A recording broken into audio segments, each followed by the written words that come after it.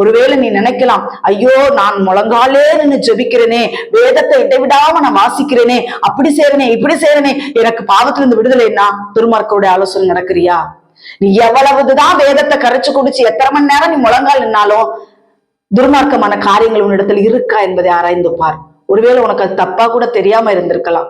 ஒருவேளை இதெல்லாம் ஒரு தப்பா, வீட்டுல பத்தி கொளுத்துறது, வீட்டுல சொரூபங்களை போட்டிருக்கிறது, சொரூபங்கள்னா இயேசு படத்தை போட்டிருக்கிறது, இதெல்லாமே உங்களுடைய ஒரு ஆவிக்குரிய வளர்ச்சிக்கு ஒரு பெரிய தடையா இருக்கும். இதெல்லாமாங்க அப்படின்னு சொல்லி நீங்க கேட்கலாம்.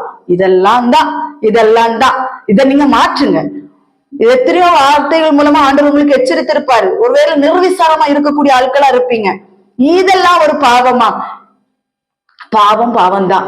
அதனால அதையெல்லாம் எடுத்து இந்த நாட்கள் ஒதுக்கி விட்டு நீங்கள் தேவ சமூகத்துல அமர்ந்திருந்து பாருங்கள். உங்களுக்கு ஒரு புதிதான ஒரு பிரசன்ஸ் உங்களுக்கு கிடைக்கும்.